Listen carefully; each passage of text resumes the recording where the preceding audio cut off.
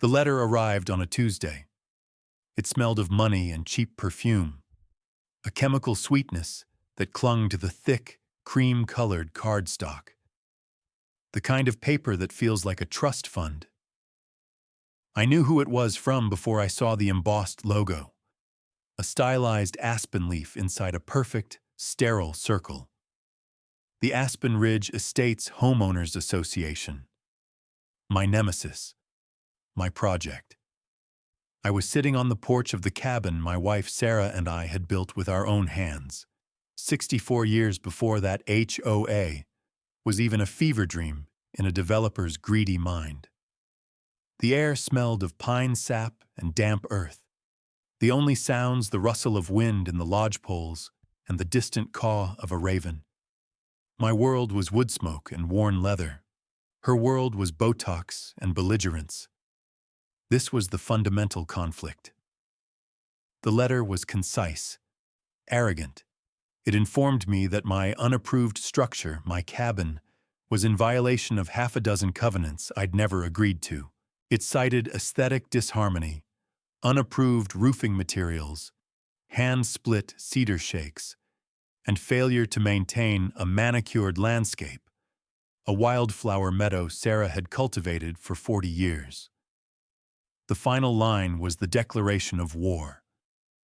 Failure to demolish the structure within 30 days will result in the association taking action to remove the nuisance at the owner's expense, including the placement of a lien and subsequent foreclosure to recover all costs. They were going to tear down Sarah's cabin. My cabin. Big mistake. Huge. My name is Frank Coleman. I'm 68 years old, a widower for 5 of them, and for 45 years before I retired, I was a senior cadastral surveyor for the Bureau of Land Management.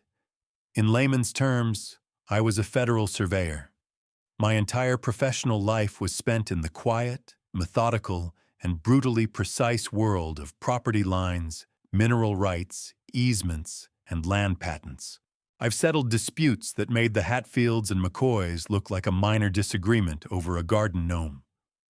I've testified in federal court cases that hinged on the placement of a single century-old survey monument half buried in the Dakota Badlands. My job was to find the truth on the ground and in the records, and that truth was absolute. You do not threaten a man like me with a property line dispute. It's like threatening a shark with a swimming lesson. The president of the Aspen Ridge HOA was a woman named Brenda McMillan. I'd seen her around. You couldn't miss her. She drove a white Range Rover the size of a small tank, talked into her phone like she was perpetually negotiating a hostile takeover, and was always dressed in crisp, white tennis outfits, despite the fact that I'd never seen her perspire, let alone play tennis. Her face was a smooth, immobile mask, her lips permanently pursed in a state of preemptive disapproval. Her voice was a low purr when she was in control, a shrill shriek when she wasn't. The sound of her acrylic nails clicking on her phone screen was a sound that could probably strip paint. Click, click, click. An unnatural, insectile rhythm, Aspen Ridge Estates, had sprung up about 15 years ago on the 300 acres of ranch land that bordered my 5-acre plot. The developer was a slick character from out of state who'd bulldozed a beautiful valley to put up a series of beige McMansions, each one a testament to the idea that money cannot, in fact, buy taste. He'd slapped an iron gate on the main road, laid down a golf course that drank more water than a small city, and established the HOA from hell to protect the property values of his beige kingdom. Brenda, whose husband had made a fortune in some kind of vague logistics, had clawed her way to the top of the HOA board and ruled it with an iron fist in a Chanel glove. She'd been terrorizing the residents for years. I'd heard the stories from my one friendly neighbor, a retired accountant named George, who lived just inside the gate. Fines for leaving a garage door open for more than an hour. Lawsuits over the shade of beige someone painted their trim. Forced removal of vegetable gardens because they were agriculturally unsightly. George told me most people just paid the fines and kept their heads down. Brenda had a lawyer on retainer, and the HOA's war chest was deep. Her husband was a meek, beaten-down man with sad eyes who looked like he'd stopped arguing sometime during the Reagan administration. He was just one of the hostages. But my cabin wasn't in her kingdom. My 5 acres were an island of old Colorado in her sea of suburban sterility. The property had been in my wife's family since 1928, a land patent signed by the government and filed with the county long before anyone had ever heard the cursed acronym HOA. When Sarah and I were first married, we'd spent every weekend for 2 years building the cabin on the foundation of her grandfather's old line shack. Every log was felled, peeled, and set by us. I can still feel the satisfying heft of the draw knife in my hands, the smell of the raw pine. I can see Sarah, her face smudged with dirt, laughing as we finally set the ridgepole. That cabin wasn't a structure. It was a vessel for memory. It was the last place on earth that still felt like her, and Brenda McMillan wanted to bulldoze it. For a moment after reading that letter, a hot, red rage flared in my chest. I wanted to storm down there, slap that letter on her imported Italian marble countertop, and tell her exactly where she could file her covenants. But that's not how you win. Anger is a sloppy tool. It's a sledgehammer when you need a micrometer. The rage cooled quickly and settled into something else. Something cold, heavy, and far more dangerous. It settled into a quiet, methodical fury. I went inside, poured a mug of black coffee, and sat down at the drafting table Sarah had always used for her botanical sketches. I took out a new, empty field book, the kind with the waterproof paper and the grid lines. On the first page, in my neat block lettering, I wrote a title, Project Brenda. Instead of reacting, I retreated. I began my research. This wasn't a personal conflict anymore. This was a cadastral survey project. The objective was to retrace the history of the land, identify all controlling monuments and legal precedents, and establish, with irrefutable precision, the absolute legal bankruptcy of Brenda McMillan's position. Brenda, meanwhile, escalated. A week after the first letter, a second one arrived, this one by certified mail. It was a final notice of violation and included a preliminary bill for $2,000 in fines. She was moving fast, overconfident. She saw a quiet old man living alone in the woods. She thought I was an easy target, a loose end to be tidied up to perfect her beige utopia. She had no idea that I saw the world in terms of chains and links, rods and perches, meets and bounds. She was operating on assumptions. I was operating on evidence. My first stop was the county records office. The clerk, a woman named Mary who'd been there for 30 years, smiled when she saw me. I'd spent countless hours in her dusty archives over the decades. "Frank," she said, her voice warm, "don't tell me you're unretiring. We can't afford you." "Just a personal project, Mary," I said. "I need the original patent and plat map for the old Miller homestead. Township 6 South, Range 70 West." She led me to the back, to the massive leather-bound plat books. The air smelled of old paper and binding glue, a scent I found more comforting than any potpourri. I spent the next 8 hours poring over the documents. I photographed every page with my phone, but more importantly, I read them. I read the spidery cursive of the 1920s surveyors, the legal descriptions, the exceptions, the reservations. The original patent for Sarah's family land was ironclad, a direct grant from the U.S. government. My 5 acres were clearly defined, a perfect rectangle carved out of the wilderness. Then I pulled the records for the surrounding 300 acres, the land that became Aspen Ridge.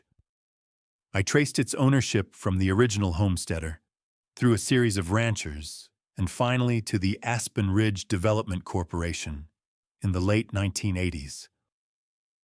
And that's when I found the first thread. The developer's surveyor had been sloppy, or maybe not sloppy, maybe fraudulent. When he'd surveyed the land for the new subdivision, he'd based his entire survey on a single, easily accessible brass cap monument set by the county in the 1970s. The problem was, that monument was known to be unreliable. The original controlling monument for the entire section, a massive marked stone set by the General Land Office in 1888, was a quarter-mile up a steep wooded hillside. It was hard to get to, so he hadn't bothered. He'd used the convenient monument instead of the correct one. This was a cardinal sin in my profession. It was like a doctor diagnosing a patient based on their horoscope. Every single property line, every lot, every road in Aspen Ridge was based on a faulty starting point. The entire subdivision was, legally speaking, floating about 15 feet to the northwest of where it thought it was. It was a systems failure cascade, originating from a single point of laziness. This was good. This was ammunition. But it wasn't the bomb. Not yet. I spent the next 2 weeks in a state of focused bliss. I was back in the work that had defined my life. I hauled my old equipment out of storage. My Wild T2 theodolite, a masterpiece of Swiss optics and brass, felt perfectly balanced in my hands. I set up a tripod on my porch and began my own survey. A resurvey of my own property lines, just to be sure. I found the original corner markers, stones with chiseled crosses, exactly where the 1928 field notes said they'd be. My property was a fortress. Solid. Then, I started looking outward. I documented every communication from Brenda. I saved the letters. I recorded the one phone call she made, where she purred condescendingly that it would be so much easier for everyone, honey, if you just complied. I set up a small, discreet trail camera aimed at my front gate, just in case her harassment turned physical. Documentation is a weapon. A clean, undeniable weapon. My neighbor George became my inside source. He'd see me out running survey lines and would wander over, ostensibly to walk his golden retriever. "She's talking about you at the board meetings," he whispered one afternoon. "Called you a stubborn old hermit. Said she's already got the demolition company on standby." He also told me about the HOA's finances. Brenda had recently pushed through a massive special assessment on all the homeowners for landscape beautification. The sum was astronomical, nearly $500,000. Nobody knew where the money was actually going. The landscaping hadn't changed. I asked George, the retired accountant, if he'd be willing to take a look at their public filings if I could get my hands on them. A spark I hadn't seen before lit up in his eyes. "It would be my distinct pleasure, Frank." The turning point, the beautiful discovery, came on a Thursday evening. I was back in the county records office cross-referencing the developer's 1980s plat map with the original 1928 homestead patent, and there it was. A single, elegant sentence in the old cursive script, a sentence the developer's lazy surveyor had either missed or deliberately ignored. When Sarah's great-grandfather sold off the surrounding 300 acres to a neighboring rancher in 1935, he had kept the 5-acre plot with the line shack. But he had also, in the deed of sale, created and recorded a perpetual, unextinguishable easement for ingress, egress, and agricultural and resource utility across the entire sold parcel. This easement was 50 feet wide and followed the path of the old creek bed that meandered through the valley. It was designed so he could always get his cattle to water and haul timber out. It was a standard clause for the time, but it had never been extinguished. The developer never bought it out. The HOA never acknowledged it. It was still there, a ghost on the land, legally as real as a brick wall. I pulled up the modern Aspen Ridge Estates plat map on my laptop. My heart was hammering, a slow, powerful beat. I overlaid the old easement description onto the new map. My breath caught in my throat. The 50-foot wide easement ran directly through the Aspen Ridge Estates. It cut across their perfectly manicured common areas. It clipped the edge of their precious golf course, right across the 9th green. And it ran, with beautiful, poetic, devastating precision, directly under Brenda McMillan's multi-million-dollar home. Her prize-winning rose garden, the one featured in a local lifestyle magazine, it was planted squarely, entirely, in the middle of my easement.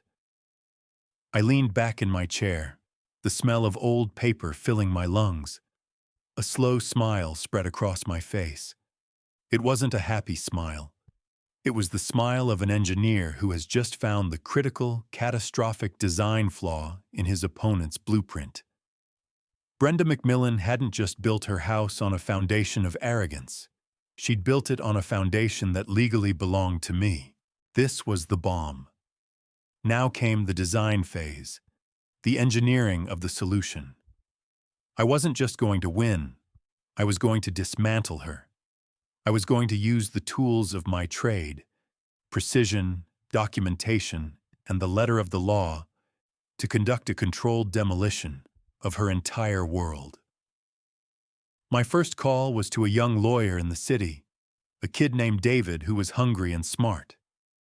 His father had been a fellow surveyor, and I'd known him for years. I didn't want a bulldog. I wanted a scalpel. I laid out my findings on his conference table. The old maps, the new maps, the deeds, the easement. He stared at the documents, his eyes getting wider and wider. "Frank," he said, shaking his head in disbelief, This is exquisite. It's a nuke, a legal nuke." "I don't want to just stop her, David," I said, my voice calm and even. "I want to make an example of her. I want to strip her of every ounce of power she has abused." Our plan had 3 phases. Phase 1, psychological warfare. Phase 2, legal annihilation. Phase 3, public humiliation. Phase 1 began the following Monday. At 8 a.m. sharp, a small, flatbed truck rumbled up the road and parked just outside the Aspen Ridge gates. I met them there. I used my legal right of ingress and egress to unlock the gate and let them onto the property. We drove slowly, carefully, along the creek bed, which the HOA had landscaped into a nature walk. We drove right past manicured lawns and bewildered-looking homeowners in their bathrobes, sipping coffee. We stopped at the 9th green of the golf course. My crew, 2 sturdy guys I'd hired for the day, began unloading wooden survey stakes and a spool of bright pink flagging tape. Under my direction, they began to mark out the 50-foot wide boundaries of my easement, right across the pristine green. We were careful not to damage anything, but the message was clear. We hammered in stakes. We tied ribbons. We made it look official, scientific, and utterly implacable. Brenda arrived in her white Range Rover about 20 minutes later, skidding to a halt on the cart path. She burst out of the car, her face a thundercloud. "What is the meaning of this?" she shrieked, the sound startling a flock of geese on the water hazard. "This is private property." I turned to her, holding a clipboard. I didn't raise my voice. I used what my wife used to call my federal deposition voice. Calm, flat, devoid of emotion. "Good morning, Mrs. McMillan. I'm conducting a preliminary survey of my legal easement, as is my right according to the deed recorded in this county in 1935. Please don't interfere with my work." I handed her a letter from David's office, formally notifying her of my intent to exercise my easement rights. She snatched it from my hand. Her eyes, narrowed to slits, scanned the page. The color drained from her perfectly made-up face. She saw the words perpetual, unextinguishable, and legal action. This is insane," she sputtered. "I'll have you arrested for trespassing." "You could try," I said, turning back to my work, "but the sheriff has already been provided with a copy of the deed and a letter from my attorney. You, on the other hand, are currently standing on my easement. Technically, you're the one trespassing." She stood there for a full minute, her mouth opening and closing like a fish. The sound of my crew hammering another stake into her perfect golf course was the only reply. Thwack, thwack, thwack. The sound of her authority beginning to crumble. She finally spun on her heel, stormed back to her car, and sped off, spraying gravel. The next day, we did the same thing in the common area park. The day after that, we began staking out the easement where it passed through her personal property. We put stakes right up to the foundation of her house. We ran pink flagging tape across her prize-winning rose garden.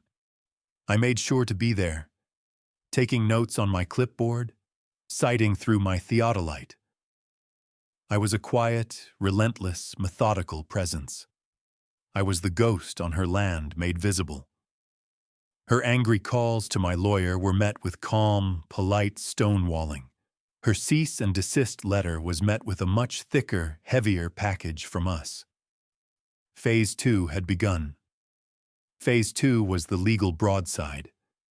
We filed a suit for quiet title, a legal action to formally declare my easement rights and force the removal of any and all encroachments. The primary encroachment, of course, being a significant portion of her house. We also filed a series of liens against the HOA for their illegal fines and harassment. Simultaneously, George the accountant, armed with the HOA's financial statements that David had subpoenaed, found the rot. It was classic small-time dictator stuff. Brenda had created a shell company, a landscaping company. The $500,000 beautification assessment had been paid directly to this company, which was owned by her. She was laundering the residents' money into her own pocket. It was blatant, arrogant fraud, wire fraud, mail fraud, federal crimes.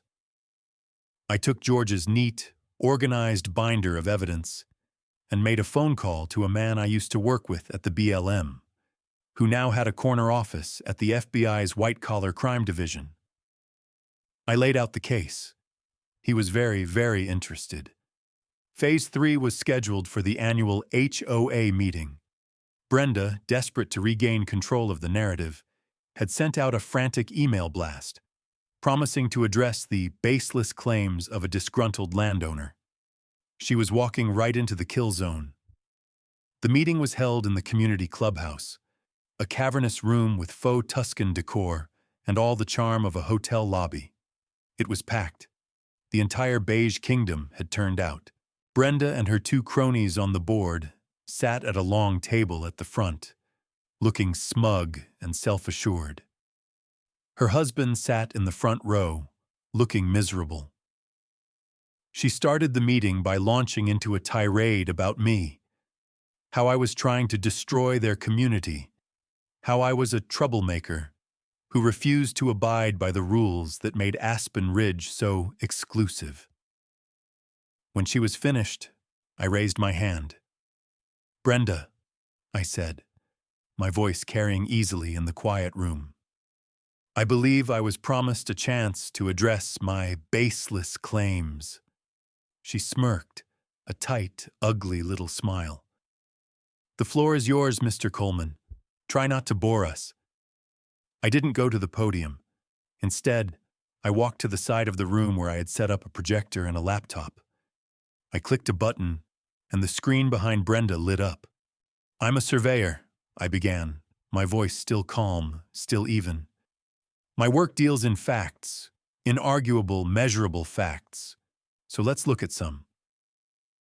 The first slide was the 1928 land patent for my property. Clear, simple. "This is my land," I said, "owned by my family for nearly a century." The next slide was the 1935 deed, with the easement clause highlighted in yellow. I read it aloud. The room was silent. I could hear the hum of the projector fan. Then I put up the Aspen Ridge plat map, and I overlaid the easement onto it in a bright red line. A gasp went through the room as the residents saw that red line slice through their community, through their golf course, through their parks. "This easement was never extinguished," I explained. "It is a superior right to any of your HOA covenants. It means that for 50 feet on either side of that red line, I have the right of use. It also means that any structure built on it is an illegal encroachment." I zoomed in on the map. The red line went right through a familiar-looking property. Brenda's property. I put up a photo of her house with the red lines drawn over it, showing her kitchen, her dining room, and her entire prize-winning rose garden sitting on my land. "My lawyer has already filed a suit for quiet title," I said.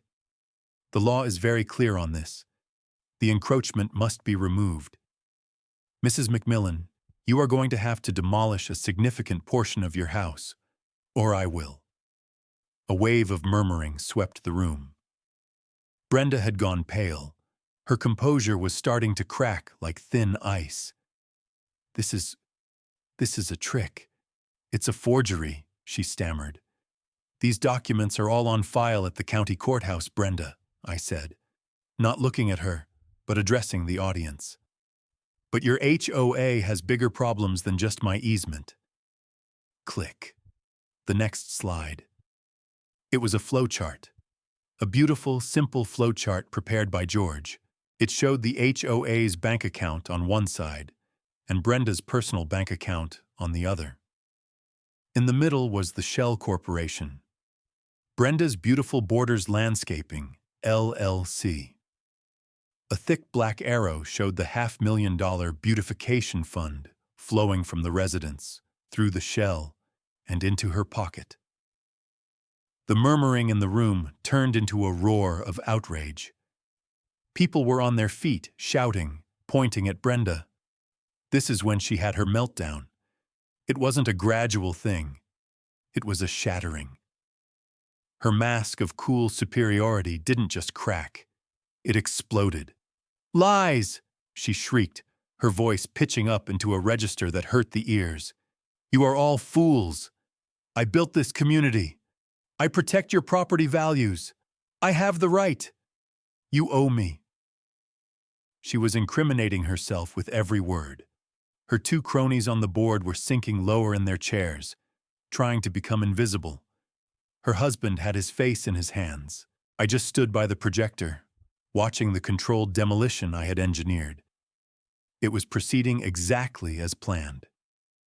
And then, right on cue, the main doors of the clubhouse swung open. Two men and a woman in dark blue jackets with FBI emblazoned in yellow on the back walked in. They were followed by two uniformed sheriff's deputies. The room fell dead silent. The lead FBI agent, my old colleague's contact, walked directly to the head table. He didn't look at anyone else. He looked right at Brenda. "Brenda McMillan?" he asked, his voice calm and professional. "You're under arrest for wire fraud and mail fraud." The sound of the handcuffs clicking shut was the most satisfying sound I have ever heard in my life. It was crisp, final. The sound of a lock engaging, the sound of a project completed. The aftermath was total. Brenda's ruin was absolute. Faced with a mountain of evidence, she pleaded guilty.